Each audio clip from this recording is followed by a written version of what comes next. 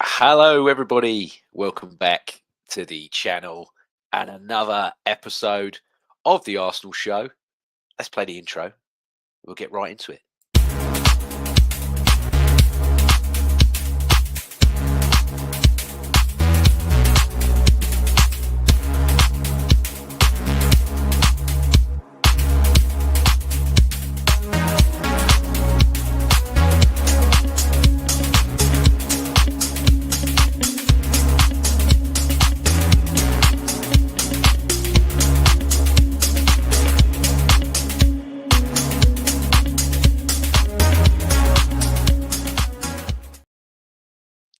Yes, hello, everybody, and welcome back to the channel and another edition of the Arsenal show.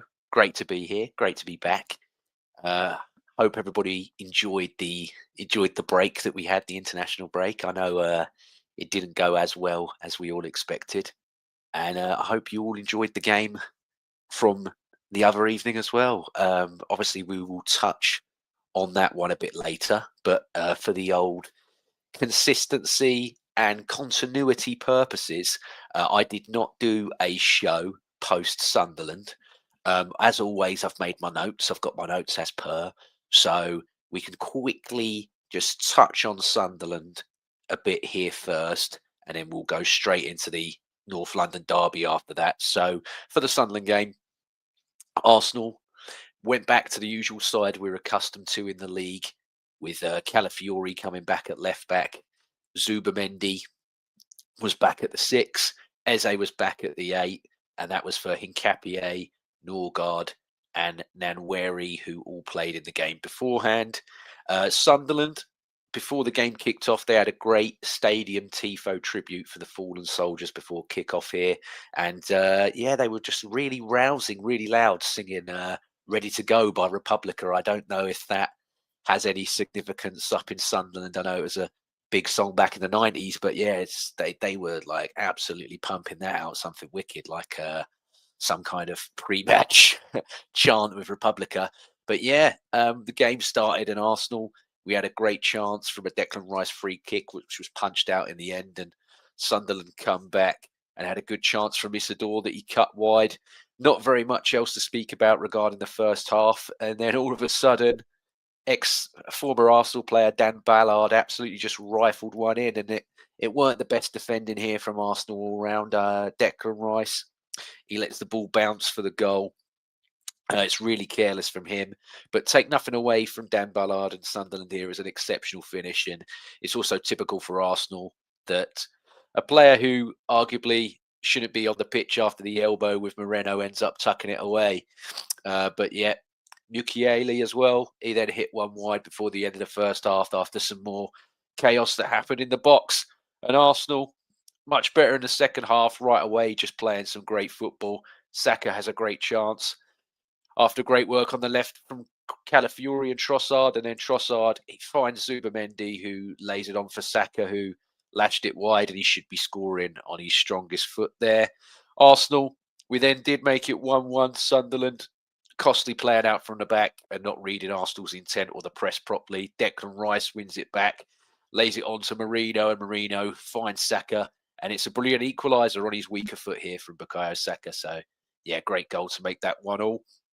Arsenal, we nearly make it 2-1. Zubamendi, he's played in by Trossard, but it's dragged wide.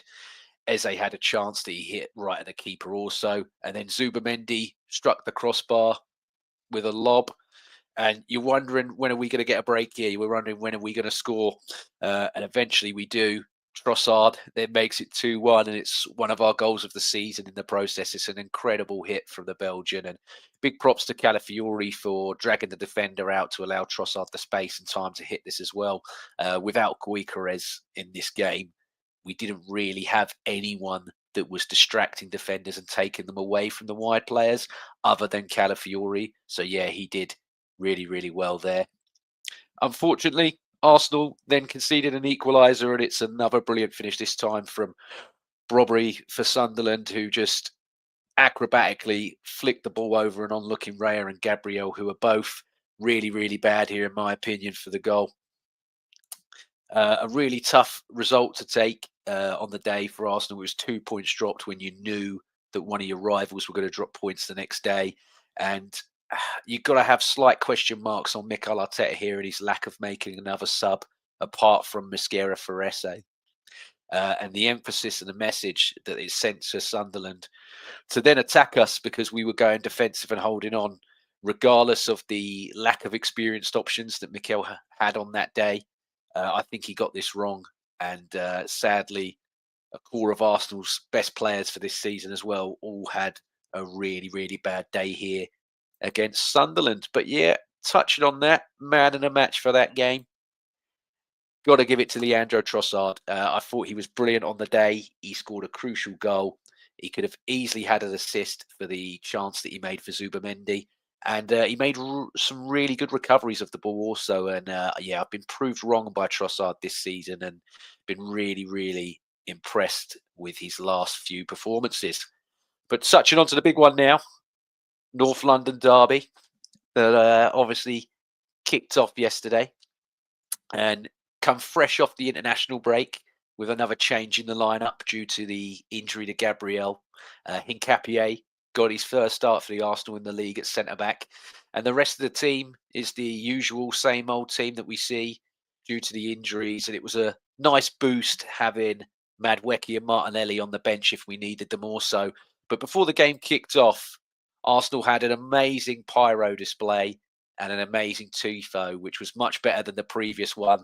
I mean, we've got it up there. Look at this. Look, that just looks like a curtain or a bed sheet that hasn't been ironed, hasn't it?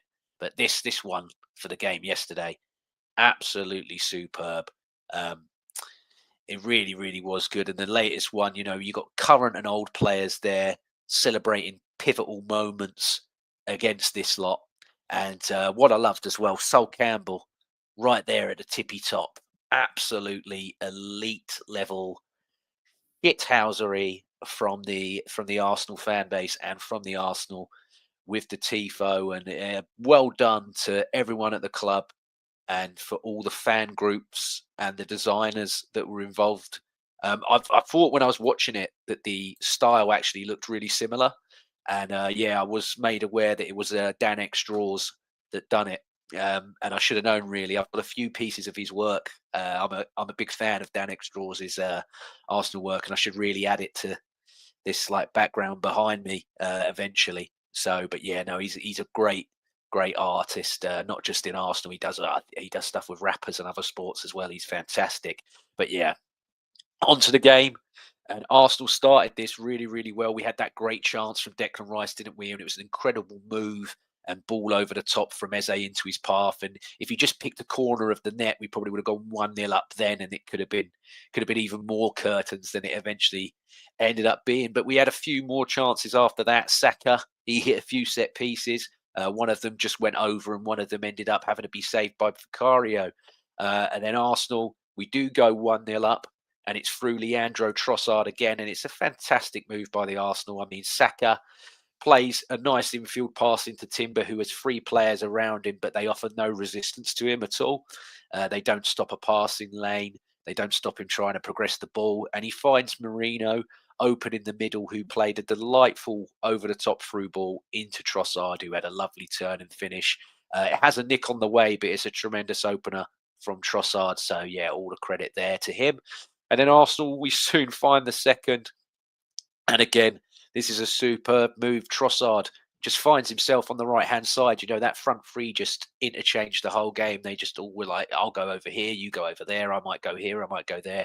Completely baffled this five-man Tottenham defence. But yeah, Trossard's on the right-hand side. He finds Saka, who finds Jurriën Timber. He hits a cross. The cross is headed out by the Tottenham defender. And Declan Rice, this is such a underrated piece of skill I don't think's being talked about enough. Declan Rice, as that ball's coming out of the air, just first time, just nice little guided pass straight into Eze, one touch, and Eze takes then two little touches, sets himself for his shot, and you just knew he was going to score. And yeah, he tucked it home for 2-0, and I couldn't be happier. You know, there's a lot of fans, myself included, that was saying, you know, love Eze, love what Eze's doing, but as he got that little bit more, and he definitely showed us in this game, and I think he's really, really going to kick on. But then half time comes, and Right after half time, Eze again, superb work from Jurien Timber, who lays him up, and Eze just finishes that perfectly. And what a goal! And to score at that time as well. Best times to score right before half time if you need to, and right after. It really can muck up a team's game plan. And that's exactly what happened here. But yeah, unfortunately, we then gifted that a lot of goal, didn't we? And it had to be Richarlison to score it as well, of all players. And it's really poor from Zubamendi here, who before this I thought was having a really, really good game.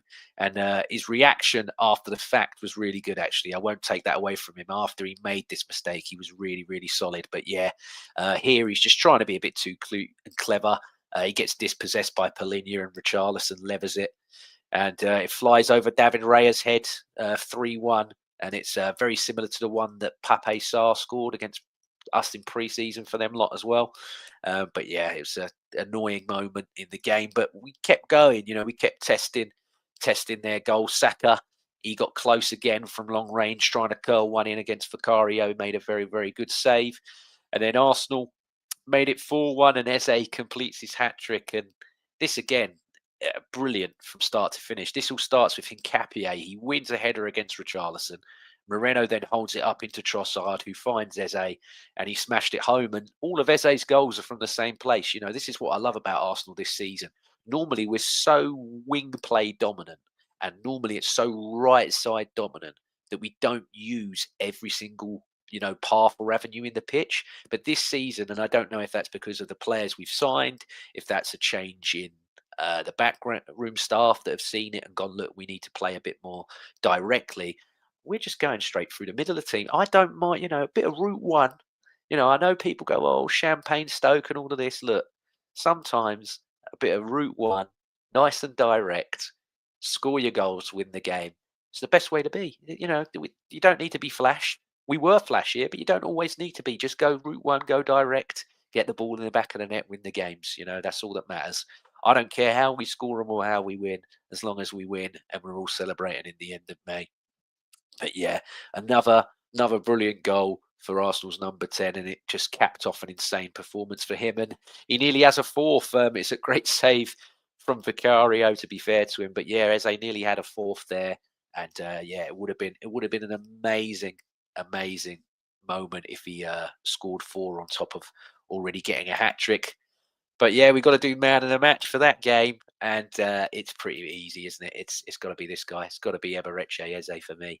Fantastic performance from him on the day, and he scored a perfect 10. He's the only other player in the league to score a perfect 10 this season, along with Jurien Timber versus Leeds. Two Arsenal players, the only players to score perfect 10s on all the statistics this season. But yeah, Eze, 3 goals off 6 shots, nearly had a fourth one, 81% on the passing on the day, and he could have easily have had that assist for the Declan Rice chance also. First Arsenal player to score a hat-trick in the North London derby since Alan Sunderland. I think that was 46 years ago, I believe. And he's the first English player to score in a debut North London derby since Ian Wright and Super Kev in the 1991-1992 season, I believe. But huge flowers as well. Got to go out to the rest of the boys. I mean, in no particular order. Trossard, for me, he's coming in so clutch this season for Arsenal. Since he's joined, 19 goals against the Big Six, 4 of those against this lot, and 14 of Trossard's 24 Premier League goals since we've signed him. They've put Arsenal ahead. They've put Arsenal in the lead in games. And that's the 4th most of any player in the league since he's joined. And also, we've never lost when he scored in the 23 league games that he scored in, 18 wins and 5 draws. And he's been involved all month for us as well, Trossard, this month in November. 2 goals and 3 assists. And I hope it continues in the next 2 games with Bayern Munich and Chelsea. I like to be proved wrong, and I will throw my hands up and say that I got Trossard wrong here. I believed he was going to be sold with the players that we were signing and things that we were looking to do in the summer. And I thought that, he's going to be the one that goes out. He's an older player.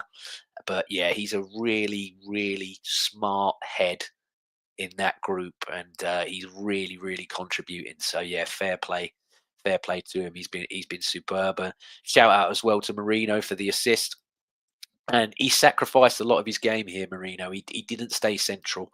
He didn't stay in the box. He didn't try and get on the end of things. He dropped deep to link the play, and he done it perfectly. I mean, look at the assist to get that assist for the first goal.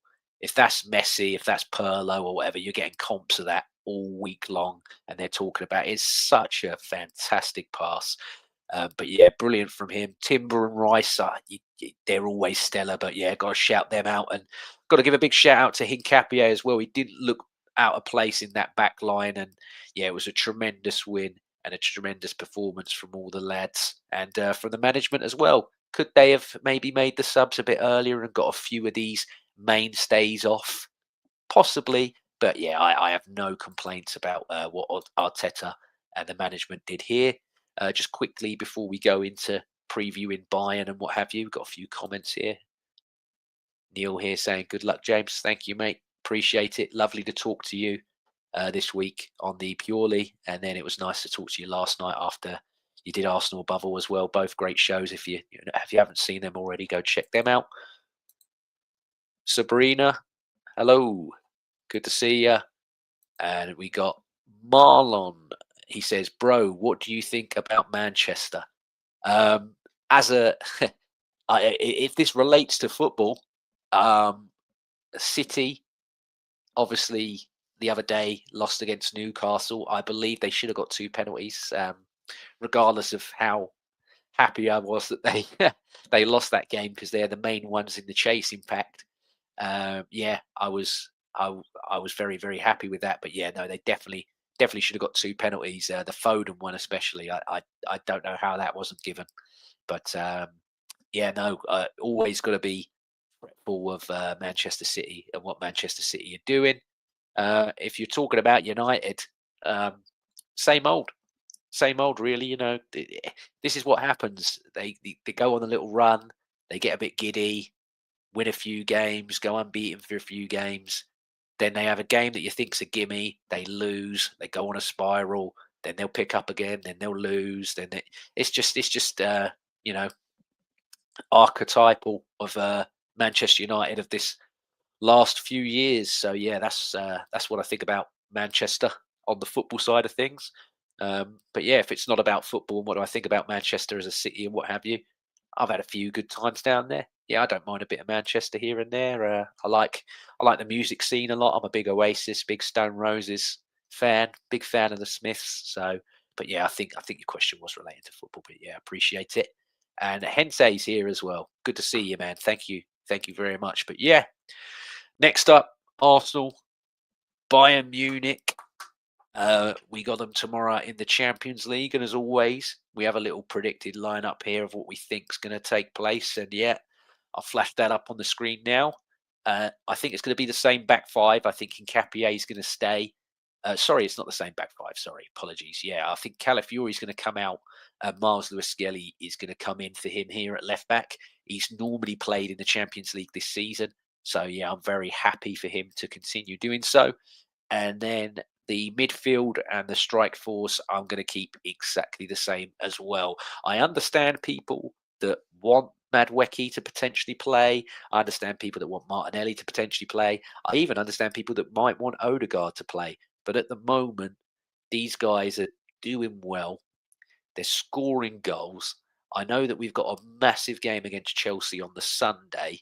However, I think Wednesday to Sunday, that's enough time. That's enough break in there for them to get some rest after Bayern Munich, and we can go and we can get the win. And I've seen a lot of people saying about Arsenal should be frightened and scared about Bayern Munich tomorrow. I ain't having that. I ain't having that at all. I mean, look at what we're doing at the moment.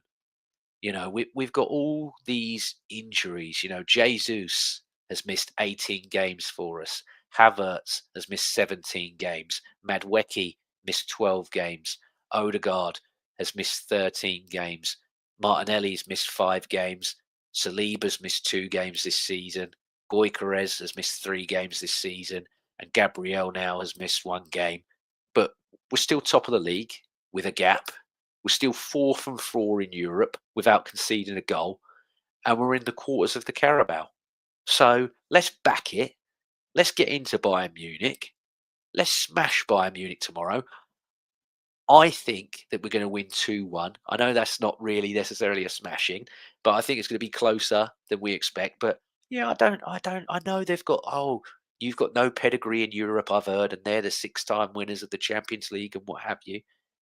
I'm caring about what's happening now. And right now, regardless of who Arsenal are playing in that lineup that I've just put out or what have you, I'm backing us to deliver and I'm backing us to do the job. So yeah, maybe famous last words, and this is going to bite me on the arse. But yeah, I'm going for it against Bayern Munich tomorrow, and I'm confident that we're going to beat Bayern Munich tomorrow. But yeah, that is about all from me. So thank you very much for watching or listening, and take care. Enjoy your evening and enjoy the game tomorrow. And I will be back after Bayern Munich, hopefully with a group of people. So it's not one of these solo shows. I know that the longer form content is what you prefer and what's better. But yeah, I just thought that I've got to throw something up here. So hopefully it was enough for everybody to enjoy. But yeah, take care. Have a good one. And just before I leave, I'll just leave with this picture here. Look at that. Look, fantastic, isn't it? It all worked out. And yeah, we're all the more better for it. But yeah, take care. Have a good one and enjoy the game tomorrow, everybody. Peace.